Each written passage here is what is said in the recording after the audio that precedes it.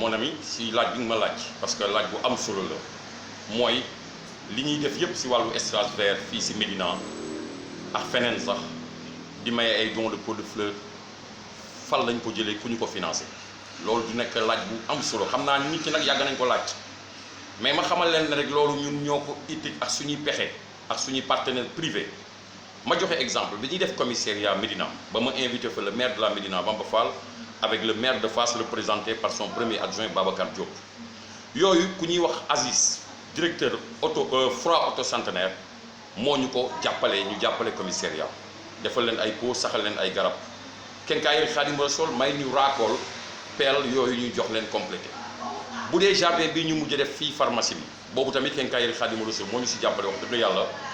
ñëw jàppale ñu peinture jàppale ñu souder grille yi defaraat dem jëndi ay garab indi def Quincaillerie Khadimou Rassoul boobu tamit moo ñu jàppale jardin bi nga xam ne moo nekk sama koñ ñu koy wax jardin ci ligne bi nga xam ne mairie moo ko réalisé woon moo ñuy may chaque année peinture ñu defaraat ko jënd quelques plantes def si bu dee bii nga xam ne moo nekk SGB centenaire suñu xarit Ibi Diouf bi nga xam ne ñëpp ñu ngi ko xamee si Folix ak Diawara bi nga xam ne moo yor Magic Clean ma koy remercier parce que tout récemment booleex naa ko sous préfet mu dem désinfecté foofu désinfecté tamit gouvernance defal leen ko gratuitement Diawara boobu ñëwoon na tamit jàppale ñu si jardin bi ak ay garab ku ñuy wax Mbiru Jàmm yaa nga France moom it dafa ñëw jënd ay garab indi même gérante banque bi à l'époque bi mu ñu wooyee wax ñu dañ ko ne jëndal garab rek nga jox ñu si la jënd quelques garab jox ñu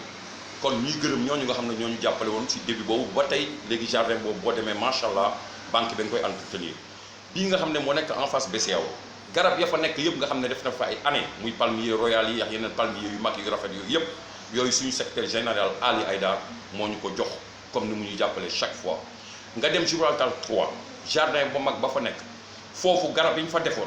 ak cocotier yi ñu fa defoon yooyu tamit suñu secrétaire général Ali Aïdar moo ñu si jàppale ñu koy remercier bu baax parce que ku ump leen ne li muy def si océanium ak li muy def si partie nga xam ne mooy partie des vers ba tey yàlla def sax ñu dénk ko agence pour la reforestation et la grande muraille verte mairie Médina tamit jóg nañu jàppale ko si ay garab dem jënd garab yu bari ñëw jàppale ko ay palmier gisoon ngeen ba eaux et forêt ñëwee sax amoon na si coow bu ndaw mais ñun ñoo dem jëndi ay garab ñëw transporter ko indi ko jàppale ko suñu commune woo eaux et forêt si boppam parce que dañu àndaloon élément eaux et forêt mu koy saxal je pense que yooyu photo yi disponible na parce que lépp lu ñuy def ñun dañ koy publier bu dee tamit pot de fleurs yi nga xam ne ñu ngi koy maye mooy li ma lay wax loolu yëpp dañ koy def pour dimbali askan bi ñun ñooy dem iti suñu pexe ñëw indi ko même pexe yooyu la ñuy utiliser toujours si action yi ñu def yëpp pourtant mënoon nañ dem seeti maire yi ne ko dimbali ñu si musuñu laaj maire yi dërëm pour def ko suñuy accès ak espace vert yi ñuy def musuñu laaj si maire dërëm musuñu laaj état dërëm te kenn sañu taxaw ne maa financé espace vert bi wala maa def lii budul partenaire yi ma la limal et tout récemment jàppale nañu RTS si ay brouettes ay perles avec une enveloppe de 100 000 francs grâce à notre partenaire aussi muy Aziz Fra auto centenaire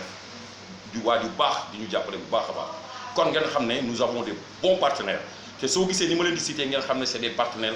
sur qui nous pouvons compter parce que chaque fois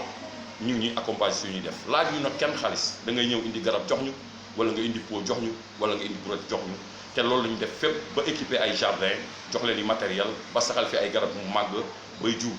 tey nag teg nañ pépinière bu bees boobu tamit sur fonds propre la boobu moom écologiste ñoo ko financé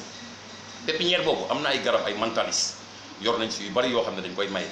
mais yor nañ tamit ay pot yoo xam ne dinañ jàppale nit ñi nga xam ne seen buntu kër yi bëgg nañ koo defar ñu jàppale leen comme ni ñu wanee li ma def suñu buntu kër ñu xool nu leen di jàppale parce que foofu amul ay espace yu ñu fa réservé comme li am centenaire à Gibraltar mais dinañ fexe wane ne en ville ou dans les quartiers yi nga xam ne c'est tracé en damier comme comme à la Médina am na façon type d'aménagement bu ñu fa mën a def jàppale askan bi pour lutter contre la pollution et cetera et cetera may fàttali aussi notre secrétaire général Aïdar qui est directeur de l'agence pour la grande muraille verte fas yéene na liggéey ak commune yëpp d'ailleurs et je pense que signé na contrat sax avec le maire de Ziguinchor monsieur Baldé pour participer à la reforestation de dans tout le territoire sénégalais kooku nag si agence bi la concerné waxtaan nañ si waxtaan na si sax le maire de la Médina et je pense que bientôt il sera là pour nous accompagner dans ce cadre-là donc pour dire encore une fois lépp loo xam ne def nañ ko fii action de bienfaisance yaa xam li ñuy def pour jardin yi lépp lu ñuy def dañ ko def avec nos partenaires avec nos propres fonds du xaalisu maire yi du xaalis état ñun nag ñooy jóg di jàppale maire yi parce que suñu maire yi la gis nga tout récemment bi ñuy def Médina 7 ñun ñoo leen jàppale en peinture jàppale leen masque jàppale leen si lépp loo xam ne mun na doxal seen liggéey kon loolu la ñu fas yéene di continuer macha allah ba ñëpp kontaan li ñu bëgg ñu am ko mooy atteindre les objectifs je vous remercie.